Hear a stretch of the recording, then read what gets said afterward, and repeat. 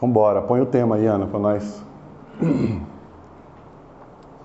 Hoje nós vamos falar, se você tiver com a sua Bíblia aí, eu queria pedir para você abrir, no último livro da Bíblia, no último capítulo, se você tiver no seu celular, com sua Bíblia impressa, mas se você não tiver, você vai poder acompanhar aqui também.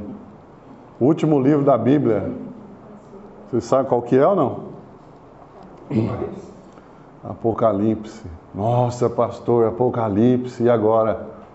Agora o fim do mundo, vai acabar tudo, a mensagem. O povo tem medo de Apocalipse, não tem? O povo tem medo. Você já viu aquela frase que fala assim, tem medo, mas não tem vergonha? É desse jeito. Tem medo, mas não tem vergonha. Então, olha só, Apocalipse capítulo 22, a partir do verso 12 até o verso 21, nós vamos ler. Amém?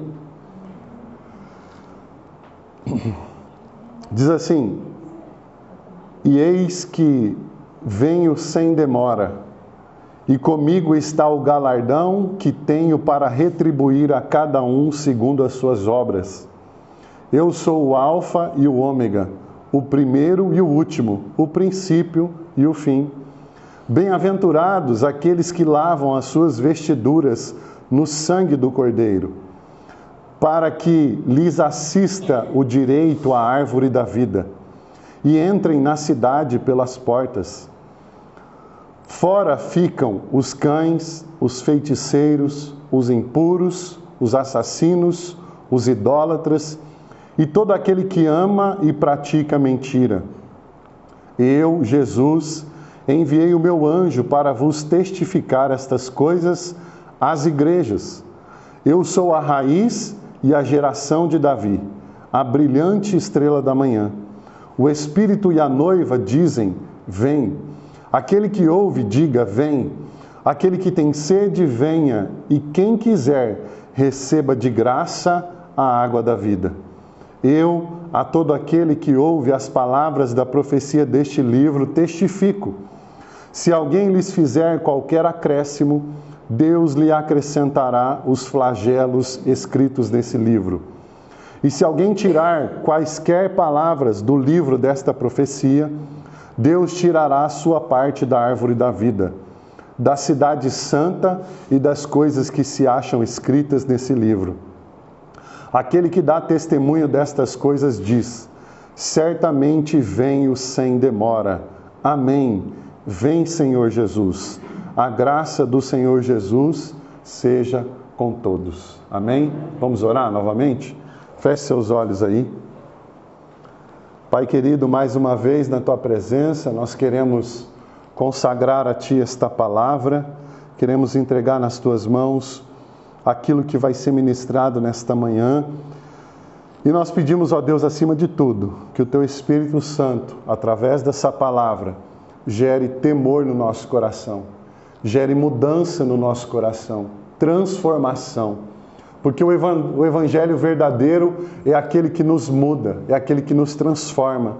Não é o Evangelho que traz conformidade com a situação em que nós nos encontramos, mas é um Evangelho que nos confronta, que nos alerta, que nos adverte.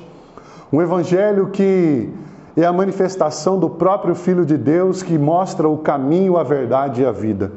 Ó Deus, a minha oração nessa manhã é que o Teu Espírito Santo encontre aqui corações quebrantados, dispostos, corações contritos para ouvir a Tua voz, para ouvir essa palavra, e que todos nós, sem exceção, saiamos daqui com o nosso coração transformado, cheio de temor e ansioso pela volta, pela vinda e pelo resgate final do Senhor Jesus sobre a Tua igreja.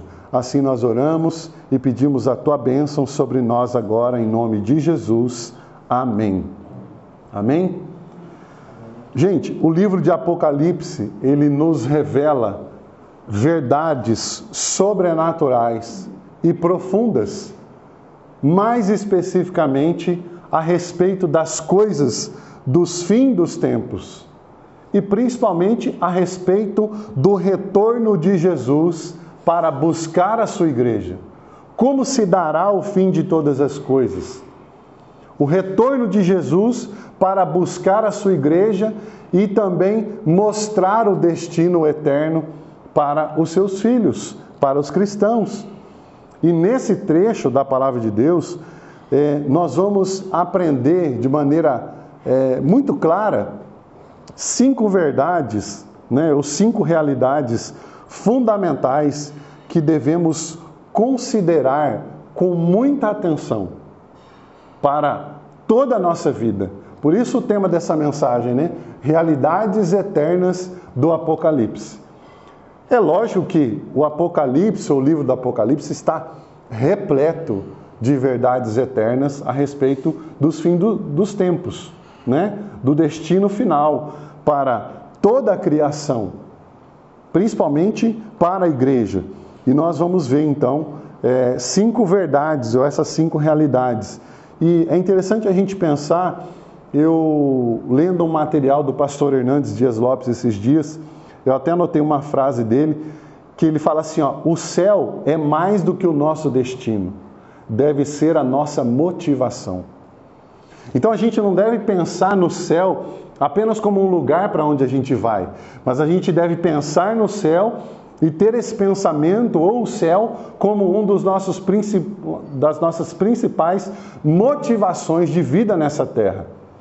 Qual é o raio de esperança que está tomando conta do seu coração? O que é que dita as regras no seu coração quando o assunto é esperança?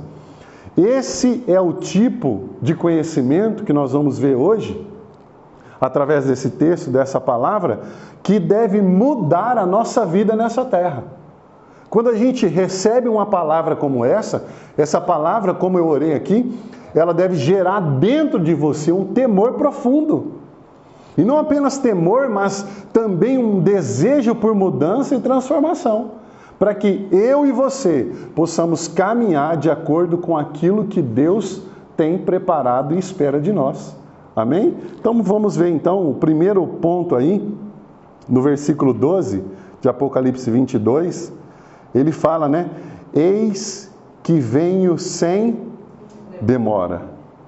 Esse texto são palavras do próprio Jesus.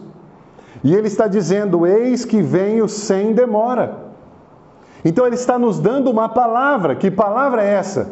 Que ele virá.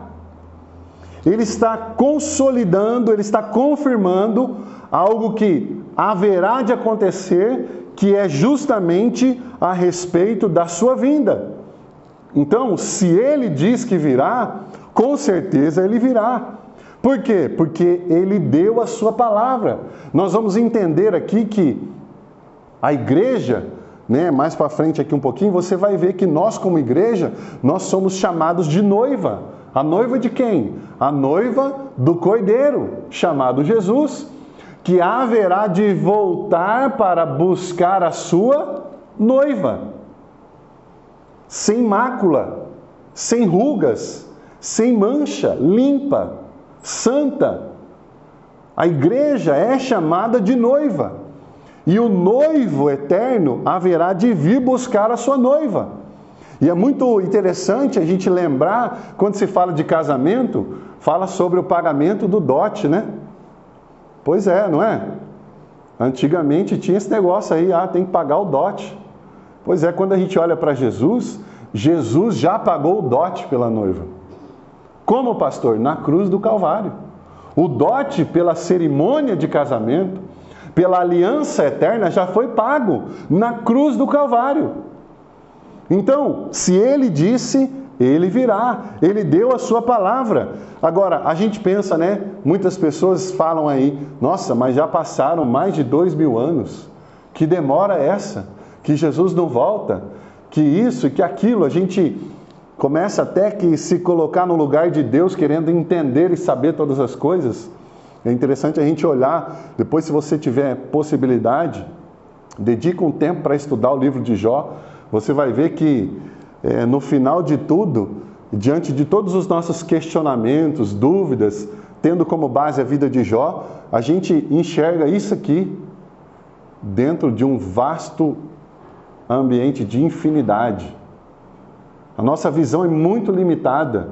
Você imagina que Deus ele tem um controle soberano de todos os tempos, de todas as épocas, em todas as situações. E a gente enxerga isso aqui e acha que a gente pode, né?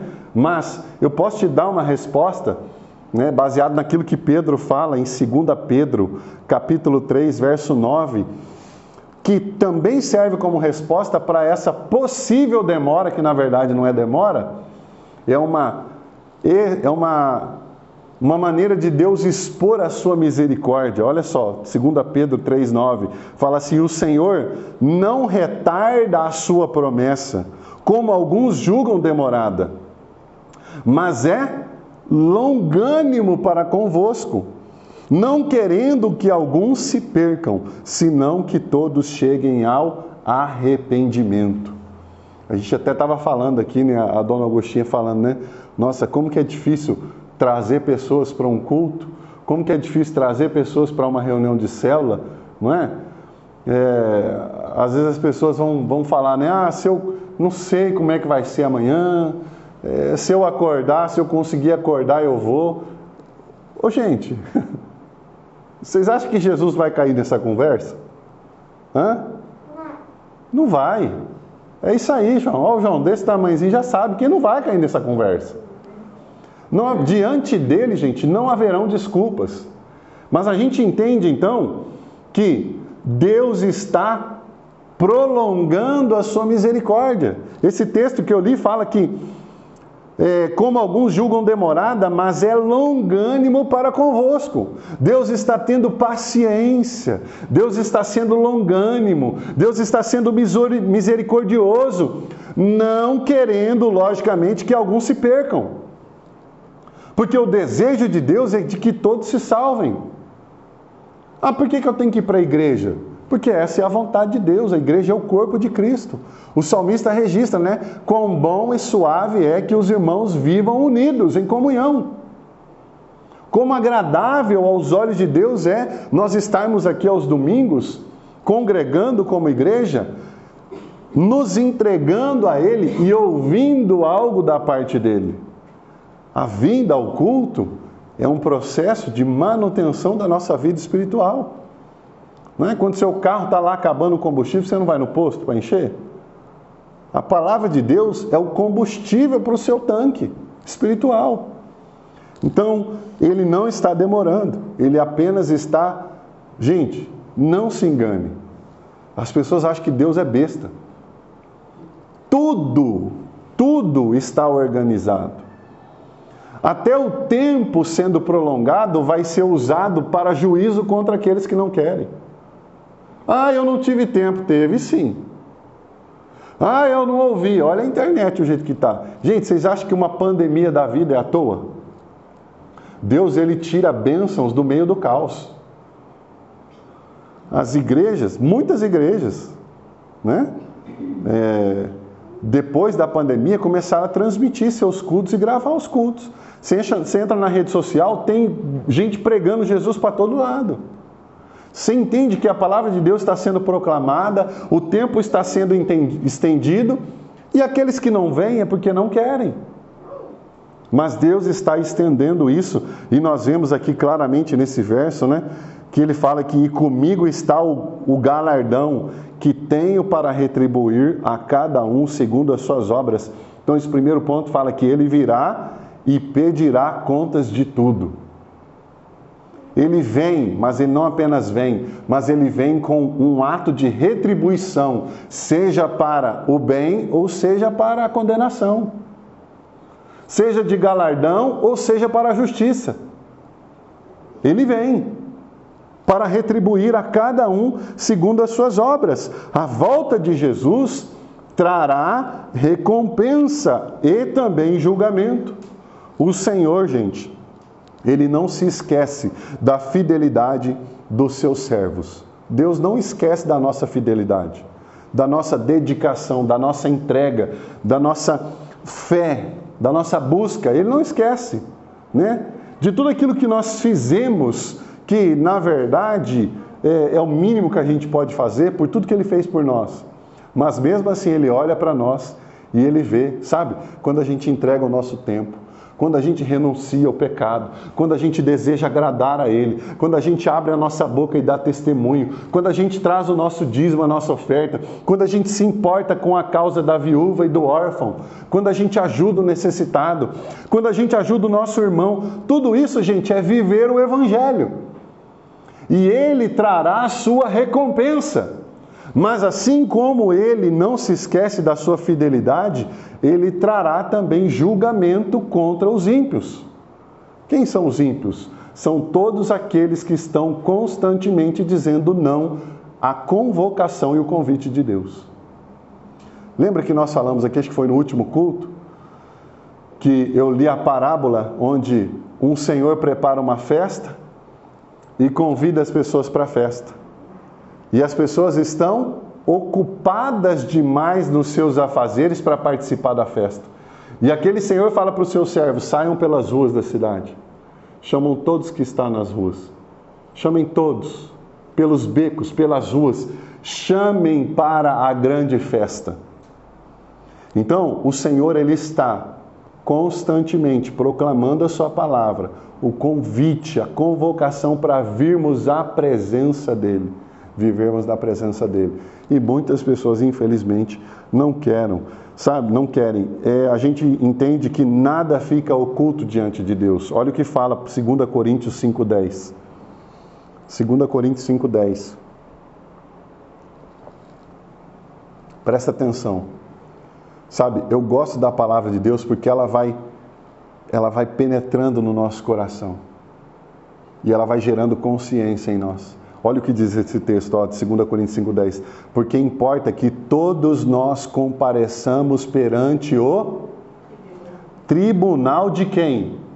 De Cristo. Para que cada um receba conforme o bem ou o mal que tiver feito por meio do corpo. A Bíblia está falando que haverá um tribunal. Haverá uma retribuição. Olha só Romanos 14:12. De modo que cada um de nós dará contas de si mesmo a Deus. Nós falamos isso aqui, né? Cada um vai prestar conta de si. Então, eu não vou porque fulano. Eu não fui para a igreja por causa do pastor. Eu não fui porque só fala de dinheiro. Eu não fui porque eu tenho que trabalhar. Eu não fui porque eu tenho um monte de coisa. Lembra do convite do rei? Que fala, chamem-os todos. Tinha um pastor amigo meu, já falecido, pastor Marcos Rogério, ele falava assim, que Deus não manda ninguém para o inferno.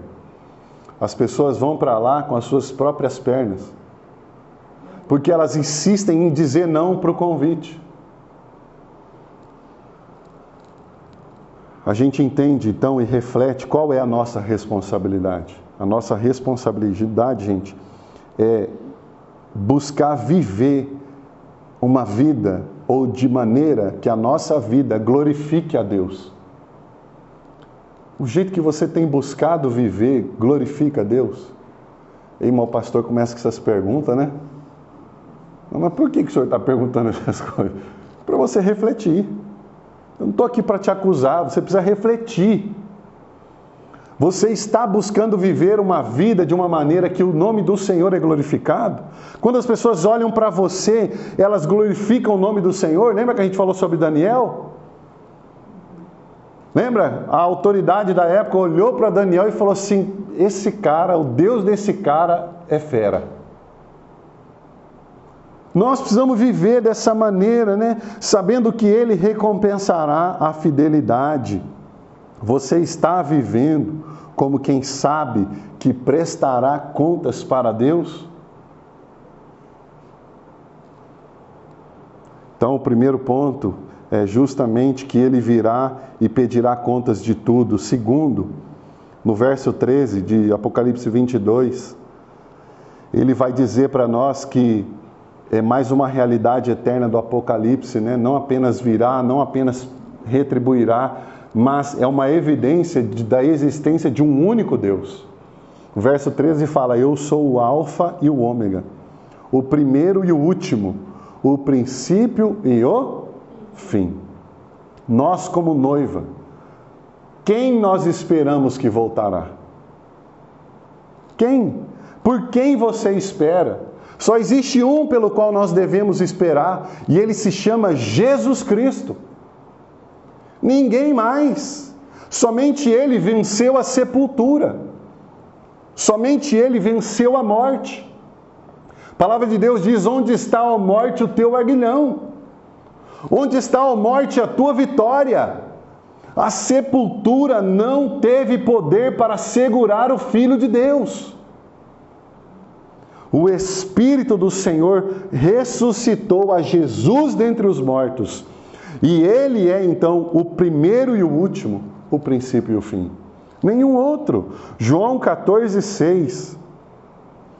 João 14,6 fala assim, ó: respondeu-lhe Jesus: eu sou o caminho e a verdade e a vida. Ninguém vem ao Pai senão por mim. Ninguém. Não existe outro caminho para a vida eterna. Não existe outro caminho de ligação ao Pai, a não ser Jesus, aquele que morreu na cruz. Afinal, quem morreu na cruz? Jesus é esse Rei eterno, soberano e, presta atenção, exclusivo. Ele não divide o seu lugar e a sua glória com ninguém. Ele exige de nós um posicionamento radical. E às vezes as pessoas vão olhar, né? Nossa, olha o que esse pastor está falando, esse radical. É isso mesmo, é ser radical em Cristo. Só que as pessoas não entendem o que é ser radical em Cristo. Sabe o que é ser radical em Cristo? É você olhar para as pessoas e amar as pessoas. Existe uma tríade do amor. Você sabia? Existe uma tríade. Nos 10 mandamentos, existe um resumo sobre a vontade de Deus em relação ao amor. Amarás o Senhor teu Deus acima de todas as coisas, com todo o seu entendimento, com todas as suas forças. Amarás o teu próximo como a ti mesmo. Então olha essa tríade: você ama a Deus acima de todas as coisas, você ama o seu próximo e você também se ama. Gente, isso é ser radical. Não é falar para as pessoas, nem as pessoas vão falar: esse pastor está falando sobre ser radical, você vai para o inferno. Não, você está tentando mostrar para a pessoa que o caminho que ela está caminhando é um caminho de perdição. A palavra de Deus diz que larga é a porta que leva à perdição. Largo é o caminho que leva à condenação eterna, mas estreito é o caminho que leva à vida. E às vezes a gente, como crente, às vezes a gente passa na nossa cabeça, né? A pior besteira de toda: eu vou largar a mão disso aqui. Eu não quero saber mais disso, não. Isso aí é assim mesmo, porque a porta do mundo é larga, gente. É espaçoso. Para passar, a porta do reino de Deus é baixinha. Imagina eu, passando. Sabe por que a porta do reino é baixinha? Porque a gente tem que se dobrar. Você tem que se curvar, você tem que se humilhar. Você tem que reconhecer quem você é e o que Deus fez por você. Estreito é o caminho, né? O mundo, ele está pregando aí fora um relativismo, mas a Bíblia ensina que Deus é absoluto. Eu me lembro de uma vez que um aluno, num ambiente de sala de aula, eu li isso em algum lugar, o professor falou assim, né? Absolutos não existem. E o aluno virou para ele e falou assim: tem certeza? Se ele responder que tem certeza, ele está falando que um absoluto existe. Absolutos não existem. Tem certeza? A palavra de Deus é absoluta. Amém?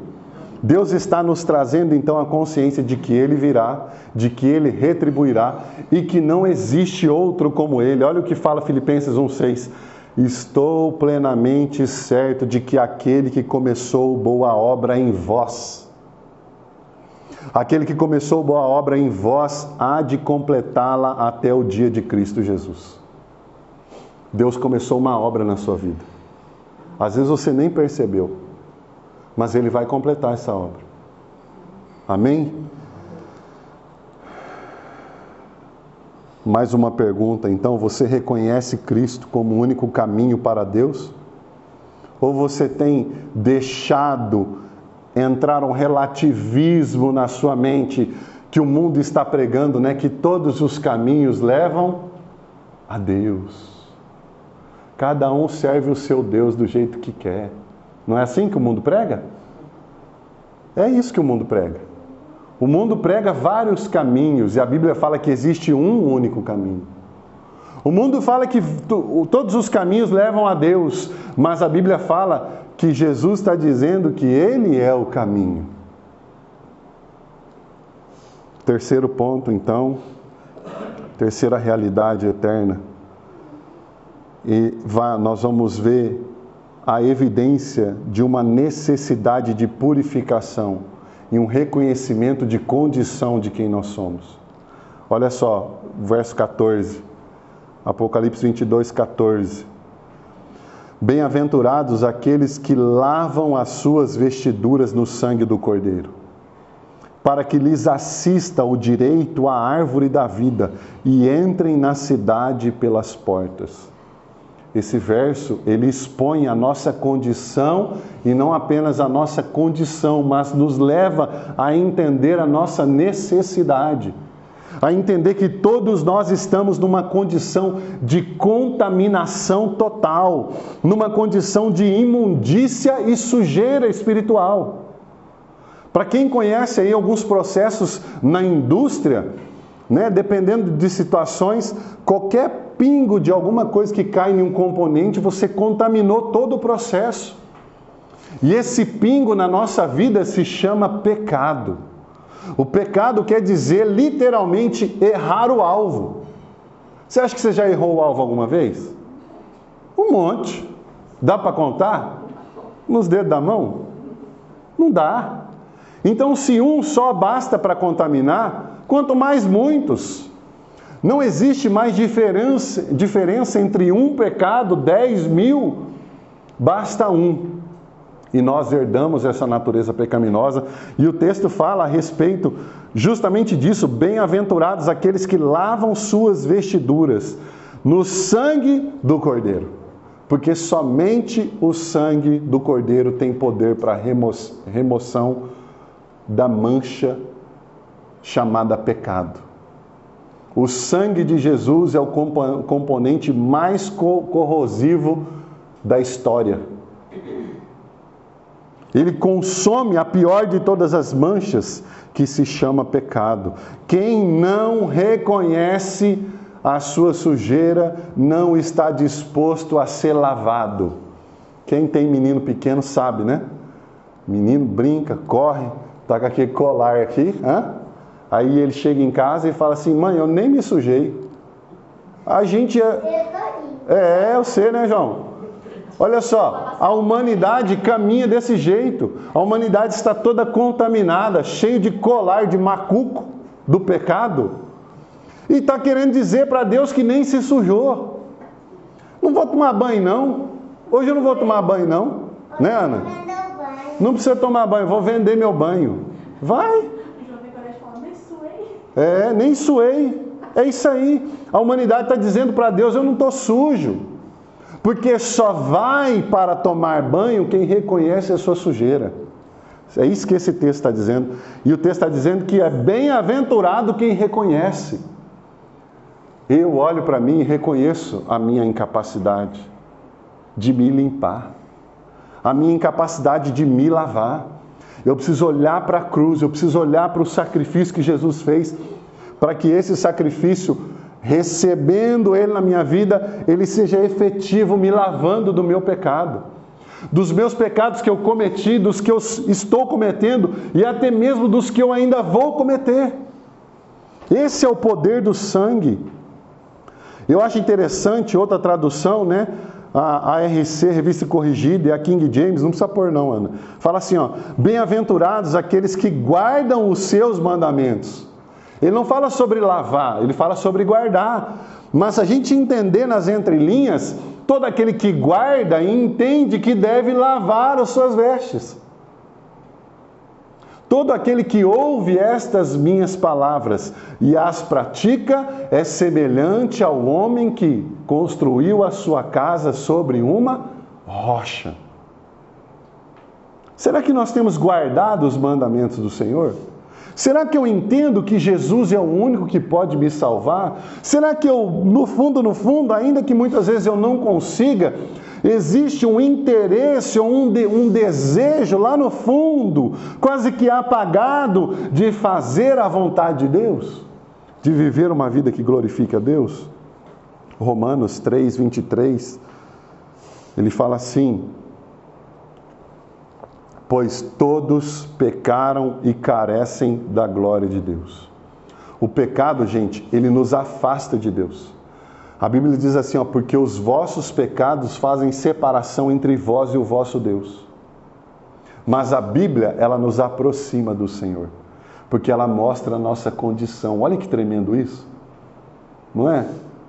Algum amigo seu já te zoou uma vez que você está com um negócio pregado nas costas, fizeram uma frase, colaram. Já viu isso, brincadeira de menino? Você não está vendo. E está lá, né? Põe um adesivo atrás do seu carro, você não está vendo. Aí quem está vendo chega e fala: Ricardo, tem um negócio aí. Você não é grato a essa pessoa que está abrindo os seus olhos? Está te mostrando?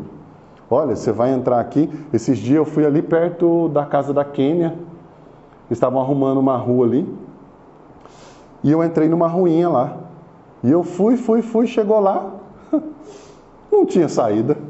Eu falei, não é possível. Você já pensou? As pessoas estão andando por um caminho como de uma rua sem saída. Elas estão achando que vão encontrar algo no final e não vão. E ontem eu passei lá e ainda olhei e falei assim, normalmente essas ruas têm uma placa, né? Rua sem saída. Porque a gente não quer entrar por um caminho que não tem esperança, que não tem saída. A gente quer receber a informação da rua sem saída. Então, além de nós reconhecermos que não devemos entrar ali, nós precisamos ser essa voz. E a gente precisa entender também que nenhuma boa obra pode nos salvar. A salvação, Efésios 2, 8 e 9, ele fala assim, porque pela graça sois salvos mediante a fé. Isto não vem de vós, é dom de Deus. E ele complementa, não de obras, para que ninguém se glorie. Para que quando a pessoa chegar no céu, fala assim, eu fui salvo porque eu fui bonzinho, né? Eu, lavava o carro todo sábado, né? Não estou falando de mim não, tá? Levava a minha esposa para ir lá para Caldas Novas, sempre tratei ela muito bem. Então, por isso que eu fui salvo, porque eu sou bonzinho. Mas a Bíblia fala que ninguém pode ser salvo por obras. Por melhor que a gente tente ser, nada disso seria capaz de trazer perdão sobre a nossa vida. Então nós somos salvos pela graça de Deus, mediante a fé no único Salvador chamado Jesus. O penúltimo ponto, 22:15, Apocalipse 22:15. Aqui está um texto que muitas pessoas não gostam de falar dele. É a placa da rua sem saída. A quarta realidade eterna do Apocalipse mostra que muitos vão ficar de fora. E tem vários outros textos. Olha o que diz aí, ficarão de fora os cães, os feiticeiros, os impuros, os assassinos, os idólatras e todo aquele que ama e pratica a mentira. Nós começamos aqui vendo que Jesus disse que Ele vai voltar. Ele vai trazer galardão. Nós entendemos que não existe outro que nós possamos esperar. Somente Ele. Nós entendemos que existe uma necessidade de purificação e que todos nós somos pecadores. E que aqueles que não entendem isso, eles estão classificados dentro de um grupo que são o grupo dos que ficarão de fora, que são os cães, os feiticeiros, impuros, assassinos, idólatras, e existem vários outros adjetivos em outros textos. Eu não tenho tempo para falar aqui, né? Esses são os sujos que rejeitam a limpeza oferecida pelo sangue. O céu, gente, ele é oferecido para todos, mas nem todos irão para lá. Essa é a grande verdade bíblica. Está reservado apenas aos redimidos. Não há espaço para pecado no céu. Não há espaço para pecado. E não existe perdão sem arrependimento. Sem a gente olhar para nós e nós entendermos isso. Senhor, me perdoa. Senhor, tem misericórdia de mim. Né? O céu está reservado aos redimidos. Redimidos, gente, foram libertos do pecado e da condenação eterna através do sacrifício de Jesus. Esses são os redimidos. Eles foram libertos. Essa palavra, redenção, ela vem do latim redemptio. Redemptio, que significa comprar de volta ou libertar. Então, quem recebe a Jesus está sendo comprado de volta. Às vezes nós cantamos, né? Eu sou teu e tu és meu. O poeta registra na palavra de Deus: eu sou do meu amado e o meu amado é meu. Porque o que eu falei aqui no começo? Jesus já pagou o dote pela noiva. E nós que estamos nele, nós fomos redimidos, comprados de volta. Quando o texto fala aqui, gente, sobre cães, ele está falando que, nesse contexto bíblico, que ele se refere à impureza, à prostituição e práticas imorais. Deuteronômio 23, 18, ele fala assim, ó: não trarás à casa do Senhor teu Deus o salário de uma prostituta, nem o preço de um cão, por qualquer voto, porque ambos são abominação ao Senhor teu Deus. Ele está falando de pessoas que querem viver em práticas imorais, práticas que não agradam a Deus, né? Ou até mesmo, a gente pode falar aqui também, não somente disso, porque às vezes as pessoas lá fora falam assim, os crentes olham só para quem está lá fora, mas o evangelho verdadeiro não nos leva por esse caminho. A gente precisa olhar para nós. A gente precisa olhar muitas vezes dentro do nosso meio um câncer chamado religiosidade. Uma mera vivência de religiosidade que não transforma, que não muda, que não traz esperança. Olha só o que diz Romanos 2,13. Romanos 2,13 diz assim, ó: porque não são justos diante de Deus os que somente ouvem a lei, mas serão justificados os que a praticam. Então, esses dias eu estava até conversando com a Natália. Nossa, aí o pastor vai estar lá. Como é que vai ser? Eu não vou poder fazer isso. Ô gente, vocês não esquentam a cabeça comigo não. Você pode fazer o que vocês quiserem na vida. Eu estou deixando claro aqui, ó, que cada um prestará contas de si. Eu já tenho coisa demais para preocupar comigo, de coisa que eu vou prestar conta. Aí a pessoa, ela vive, isso é viver religião. Ela, na frente do pastor, ela vive uma vida certinha. Mas quando não tem ninguém vendo, ela dá vazão para a carne. Isso é religião. O maior risco que a gente enfrenta hoje dentro das igrejas, o desafio dos pastores, é fazer com que a gente não tenha igreja cheia de gente achando que é salvo e não é. Porque vive religião. Porque vive, não posso. Não entendeu a graça, não entendeu o evangelho, não entendeu o que é renúncia, algo que transforma de dentro para fora. Não, eu não faço porque Jesus me libertou. Eu não faço não é porque o pastor está vendo. Não é porque, o que vão falar de mim? Não, porque eu temo em primeiro lugar ao Senhor. Os discípulos diziam assim, ó, importa nos agradar ao Senhor e não aos homens. Você está entendendo o nível? Presta atenção aqui, ó. Deixa eu te falar uma coisa. Tem muitas igrejas aí que você não vai ouvir isso não.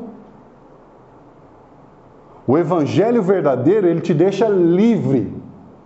Você é livre. O pastor Marco Rogério dizia assim que Jesus faz a gente tão livre que a gente é livre até para ir embora se quiser. A gente, em Jesus, nós somos feitos livres. Não viva na condenação da religiosidade. Eu nunca vou estar aqui para condenar você. Em alguma situação ou outra eu posso até te chamar para exortar você biblicamente, para tentar corrigir o seu caminho, para tentar colocar uma placa de rua sem saída diante de você. Mas no final das contas, entenda isso em nome de Jesus. Quem vai prestar contas dos teus atos, das suas escolhas e da rua que você decidiu entrar, é você. Não é o seu pastor. Porque o seu pastor está aqui tentando falar para você a sua responsabilidade. Amém? A sua vida, nós vamos para o último ponto agora, né? Reflete uma transformação genuína ou você está apenas confiando em uma religiosidade vazia? Deixa eu te perguntar uma coisa. O que te traz aqui num domingo como esse? Com um grupo tão pequeno de pessoas. Nós não temos luz, nós não temos telão de LED. Você não tem um pastor tão bom assim para pregar para você. Eu consigo levar o louvor, né? Você não tem uma banda de louvor aqui com vários instrumentos. A pergunta que eu te faço é o que te traz aqui? Vocês estão entendendo o que é viver Jesus? A Bíblia fala assim, onde estiverem dois ou mais, onde estiverem dois ou três reunidos, ali eu também estou. Isso é evangelho. Quando a gente entende que a gente veio aqui quando eu digo para você, coloca a sua mão no seu coração, fala para o Senhor, Deus, muda o meu coração. De alguma maneira a gente tenta transportar você para a presença de Deus. De alguma maneira o que nós estamos fazendo não é brincar de trabalhar no ministério, não é brincar de levantar domingo de manhã, não é brincar de montar isso daqui para ser, uma coisa bonita. Não, nós estamos trabalhando para que o caráter de Cristo seja gerado dentro de você. Amém? É isso que vai mostrar o caminho em nós. O quinto e último ponto, o versículo 16 e 17 de Apocalipse 22 vai evidenciar, como eu disse, que nós somos a noiva, que espera o noivo. Eu, Jesus, enviei o meu anjo para vos testificar estas coisas às igrejas. Pastor, por que eu tenho que estar na igreja? Porque Deus fala com a igreja. Pastor, por que eu tenho que estar na igreja? Porque Deus tem compromisso com uma única instituição nessa terra, e ela se chama igreja. Sabia? Deus tem compromisso com uma instituição nessa terra, a igreja dele. Por isso que eu tenho que estar na igreja. Porque eu, Jesus, enviei o meu anjo para vos testificar estas coisas às igrejas. A igreja. Eu sou a raiz e a geração de Davi, a brilhante estrela da manhã, o Espírito e a noiva. Quem é a noiva, gente? A igreja. Nós somos a noiva. O Espírito e a noiva dizem, o que eles dizem? Vem. Aquele que ouve, diga, vem.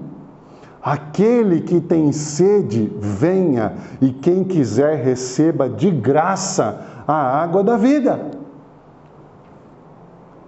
Nós somos essa noiva.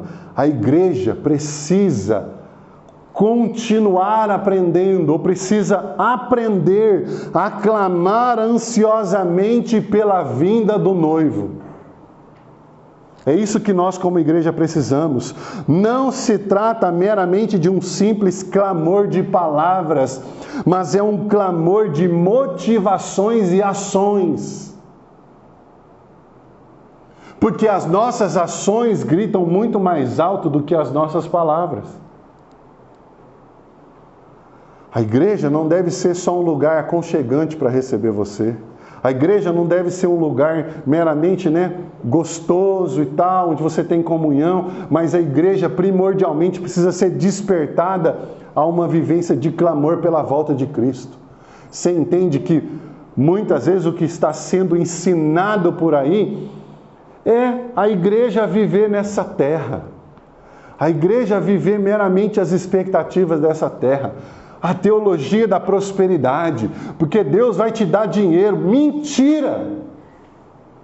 Jesus nunca prometeu dinheiro para ninguém. Ele promete sustento. Ele promete prosperidade. O que é ser próspero pelo conceito de Deus? É você não ter falta.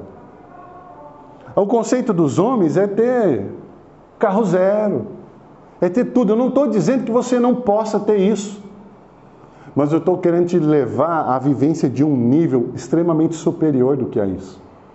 Nós somos passageiros nessa terra, amém? Somos ou não somos? Essa é uma verdade absoluta. Tem uma frase aí fora que fala assim: a única certeza nessa vida é a morte. Por que será?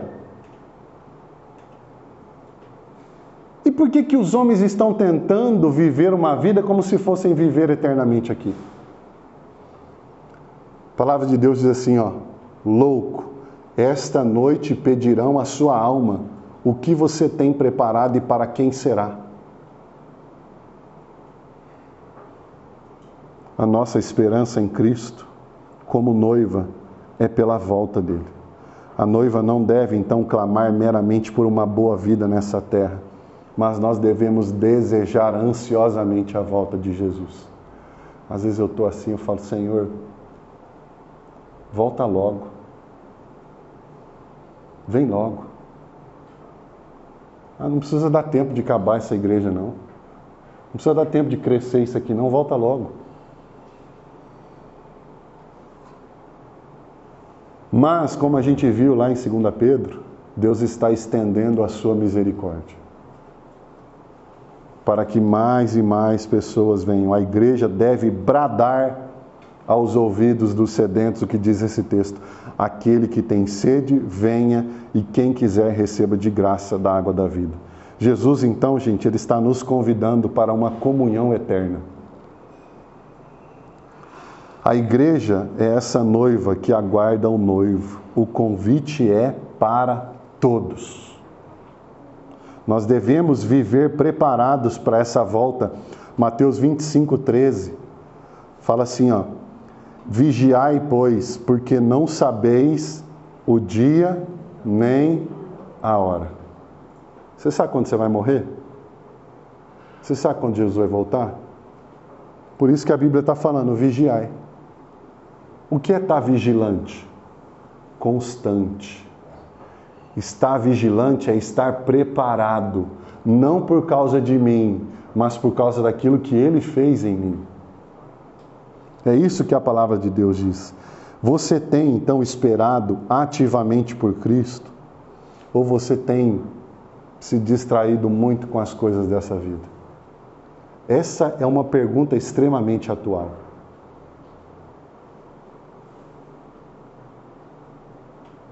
O que tem tirado o seu sono? Será que nós estamos preocupados com as pessoas que estão se perdendo?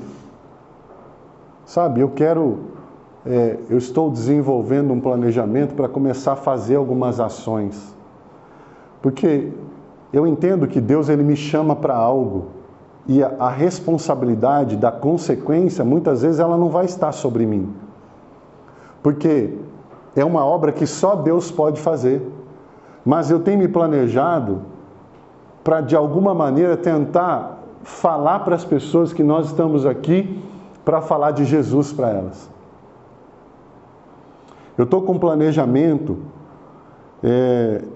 até chegou essa semana em casa um colete que eu mandei fazer, e eu vou mandar fazer mais coletes, porque eu quero fazer ações. Por exemplo, já falei com os meninos, né? No sábado à noite, nesse semáforo aqui na frente, eu vou mandar fazer uns panfletos e nós vamos entregar aqui para os carros que pararem aqui no semáforo e falar: aqui nesse hotel amanhã, 9 horas, nós temos culto. No outro semáforo ali de baixo, no outro. Eu quero ver se talvez eu consiga ir lá para a feira de quinta-feira, lá do Morada do Sol. Quero ver se eu ponho um banner lá, com colete, uma mesinha para a pessoa fazer pedido de oração. Falar: você tem alguma causa que precisa da intervenção de Deus? Faça o seu pedido aqui, nós vamos orar por você. E de alguma maneira as pessoas precisam saber que nós estamos aqui, para que vindo elas possam ouvir a palavra que salva. Eu falei com a Natália, eu falei: olha, eu vou lançar o desafio para quem está comigo. Se ninguém for, eu vou sozinho. Porque Deus, Ele colocou uma responsabilidade nas minhas mãos. E eu quero, então, de alguma maneira, dizer isso para as pessoas.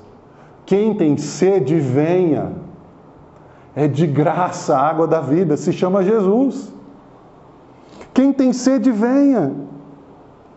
E para concluir, nós entendemos do verso 18 ao 21.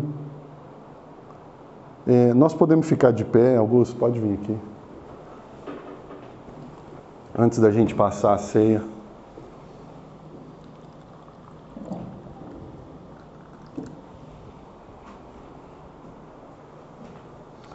Olha o que diz a partir do verso 18. Eu, a todo aquele que ouve as palavras da profecia deste livro, testifico: se alguém lhes fizer qualquer acréscimo, Deus lhe acrescentará os flagelos escritos nesse livro. Ele está dizendo: a revelação foi entregue, não precisa de mais nada. A Bíblia está completa, não precisa acrescentar mais nada, não precisa inventar história. 19. E se alguém tirar qualquer coisa, né? A gente vê aí hoje em dia gente até falando que precisa atualizar a Bíblia. Ah, está fora de contexto. Gente, a Bíblia é uma frase até meio clichê, vamos dizer assim, né? É mais atual do que o jornal de amanhã. E se alguém tirar quaisquer palavras do livro dessa profecia, Deus tirará a sua parte da árvore da vida, da cidade santa, das coisas que se acham escritas nesse livro. Aquele que dá testemunho destas coisas diz: certamente venho sem demora. Amém. Vem, Senhor Jesus. A graça do Senhor Jesus seja com todos. Jesus, Ele está nos alertando a respeito da seriedade com a qual nós devemos levar a palavra de Deus. Olha o que você aprendeu hoje. Olha a seriedade desse texto. E ele não apenas nos alerta, mas ele nos convida a esperar por sua vinda com fé viva e obediência. É isso que ele está esperando de nós. E eu tenho para dizer para você: o fim se aproxima. Nós estamos vivendo os últimos dias. E Deus está nos chamando para um compromisso real. E a pergunta que eu te faço: se Jesus voltasse hoje, você estaria pronto? Eu não estou falando de perfeição, mesmo porque ninguém é perfeito. Estar pronto é ter Cristo como âncora da minha alma. A minha confiança está em Jesus. Sabe,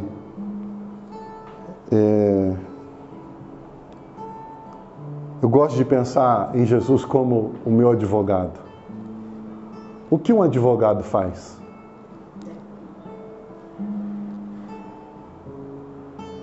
Você queria ter Jesus como seu advogado?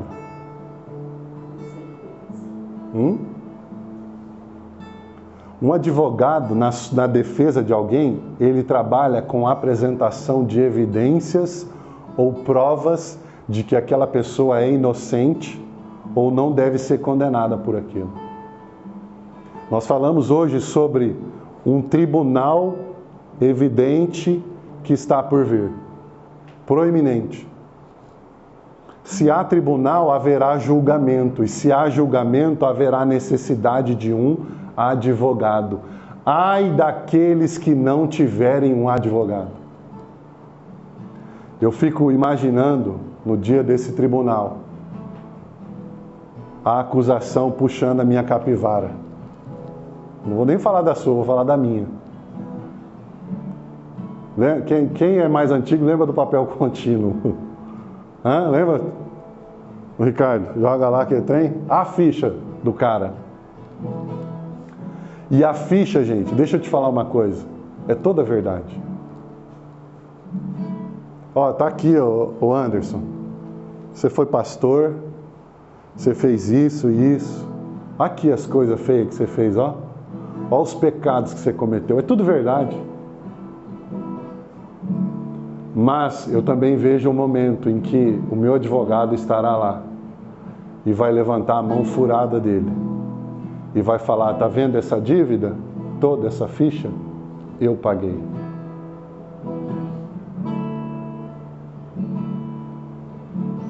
Eu paguei. Isso é tremendo. Isso é viver Evangelho. Isso é viver Jesus. Isso é viver esperança. Isso é viver e até mesmo morrer por esse Deus. Porque quando precisou de morrer, Ele não pensou duas vezes em morrer no meu lugar. Agora, o advogado, ele só vai estar disponível para aqueles que receberam o advogado. Você já recebeu Jesus na sua vida? Você já entregou sua vida para Jesus? Às vezes as pessoas falam, aí vem os questionamentos do diabo. Gente, esse momento é precioso. Mas agora, ó o pensamento de religião. Mas se você aceitar Jesus, você não vai poder mais isso. Se você aceitar Jesus, você não vai mais aquilo. Se você aceitar Jesus, isso, aquilo, não sei o quê. E os seus amigos vão te zoar, né? E os seus parceiros de cacha? De cachaça? Como é que vai ser? Deixa eu dizer uma coisa para você. Não interessa o jeito que você está. Sabe como que Jesus está? Assim, ó. Ele está de braços abertos para receber você. Não interessa o quão sujo você esteja. Não interessa o quanto de dúvidas você tenha na sua mente. Jesus está dizendo para todos nós hoje, eu quero ser o seu advogado nesse tribunal. Amém? E a única coisa que você precisa para isso é receber essa transformação no seu coração e falar, eu quero viver Jesus. Eu quero dar minha vida por Ele. Eu quero entregar o que eu tenho por Ele. Eu quero ser levado a viver loucuras por esse Jesus. Sabe, eu estou lá nessa igrejinha do pastor Anderson aí, ó, é meia dúzia de gente, mas eu estou lá por causa de Jesus. Eu não estou lá porque a igreja é famosa na cidade.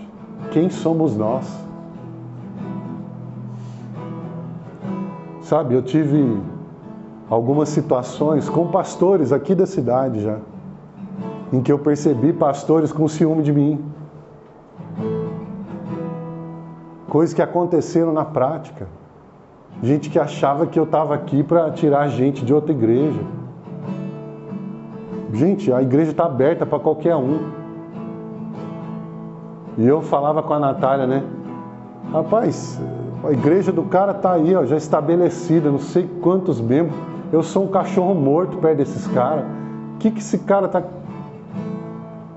Eu só tenho uma coisa para oferecer. É Jesus. O resto, como dizia também o pastor Marcos Rogério, é na graça e na raça. Amém? Eu queria fazer um apelo nessa manhã. Se você talvez está aqui, você ainda não entregou sua vida para Jesus. Ou talvez você tenha andado longe e você fala, poxa, eu queria reafirmar minha aliança com Cristo hoje. Se você quiser entregar sua vida para Jesus, você nunca entregou, eu queria que você dissesse, pastor, eu quero. Ou se você quer renovar sua aliança, falar, Senhor, eu quero renovar minha aliança. Eu estou aqui o primeiro para renovar essa aliança hoje. Eu preciso renovar minha aliança com o Senhor todo dia. Amém? Se tiver alguém que quer renovar essa aliança, ou quer entregar a sua vida para Jesus, eu queria que você levantasse a sua mão, ou que você se manifestasse, em nome de Jesus.